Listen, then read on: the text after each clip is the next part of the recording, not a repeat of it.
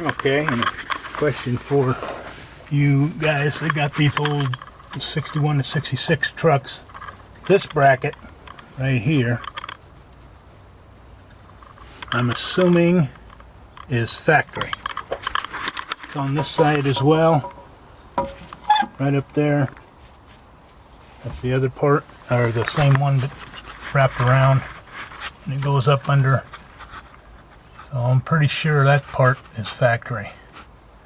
So I won't, but I'm thinking seriously of pulling these brackets down, the two silver ones, this one and this one that has the cross piece with that had the CB connected to it. Get all that out of there. And look at this little nest. How in the world? This is some old school experience.